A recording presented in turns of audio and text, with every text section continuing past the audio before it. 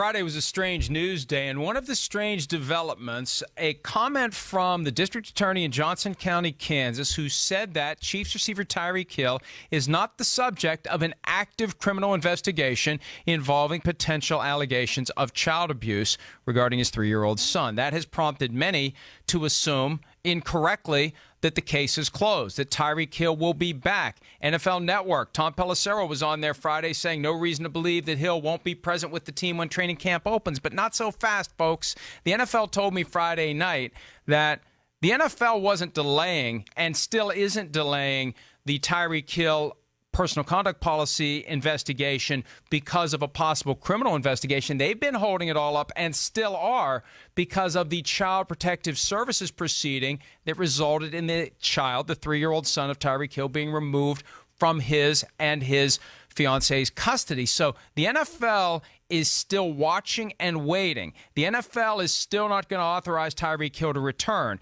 And Chris, the NFL is still going to look into possible personal conduct policy violations unrelated to whether or not Tyreek Hill broke his 3-year-old son's arm. I know that's the big headline that everyone thinks if there's evidence of that, then obviously he should never play in the NFL again. If there's no evidence of it, then let him play right now without further delay. It's far more complicated than that. Yeah. And I know that fans are very zealous, and I know they want to support their team. But folks, look, and I know this isn't all Chiefs fans, but you got to put that bag down, right? You got to focus on what's right and what's wrong. And if this guy violated the personal conduct policy with the threats that he made, we heard his voice. Right. And Jimmy Smith, the Ravens cornerback last year, was suspended for making threats, not for physical violence. There are personal conduct policy violations that potentially occurred that the NFL will investigate, Chris. And just because the DA isn't criminally investigating Tyreek Hill, it does not mean he's in the clear. It does not mean the NFL will allow him to come back for training camp. No, we know that. I mean, maybe this helps his case as far as right now to have a suspension lessened. Maybe, he was looking at 8 games, and maybe now it's 4 games because it doesn't look like they're going to be able to pin anything criminally against him.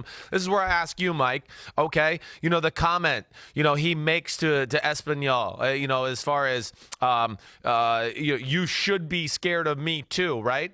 Is that enough of a threat, Mike, in your eyes? That I want to ask you that part. And then 2, what about, okay, we know the baby boy, the young boy, the 3-year-old broke his arm. We know it's either Tyreek or his former, what's the damn word I'm looking for? They were engaged. What's that word? Fiance. Fiance. Thank you. Fiancé. It's Monday morning and I'm dumb still. Thank you.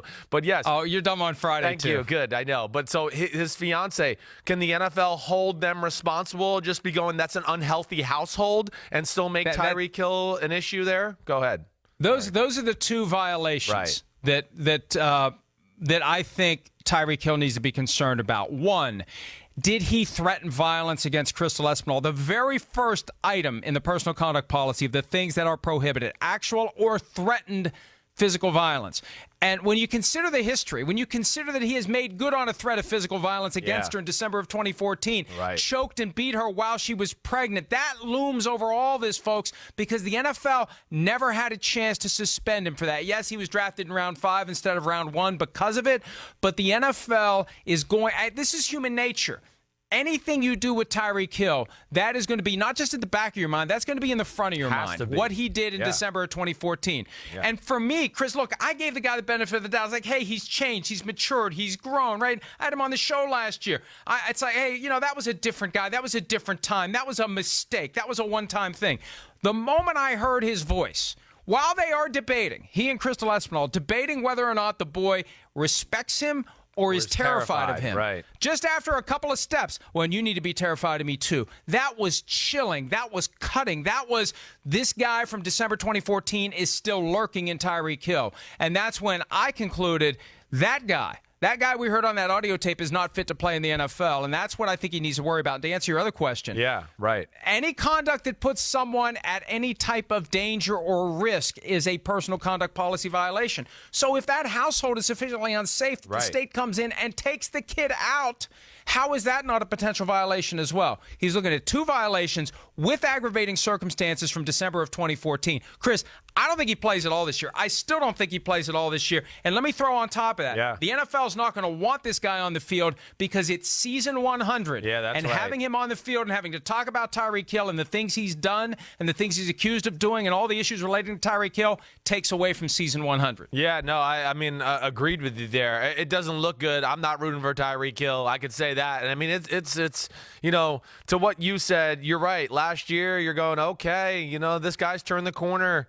He made a few mistakes when he was young. You talked about it earlier in the show. You and I, we both made a lot of dumb mistakes when we were young. But you know, not to that extent, not though. To that I mean, extent. there's mistakes, and then there's mistakes. This was, yes, the crazy mistake that he made. But we still gave him the benefit of the doubt. He was still with, you know, Espanol here at this point where they're fiance and moving forward. So you think, okay, things are going in the positive direction. But this is egregious. It's horrible. It's bad. I don't know what more there is to say about it. You know, and I don't know who actually broke the 3-year-old's arm at home, but obviously it's not a healthy environment, and he doesn't look good. And you're right. I mean, deserves to be suspended. I know that. Now, whether it's 8 games, a year, whatever it may be, is going to be interesting to see what the NFL actually does when all said and done.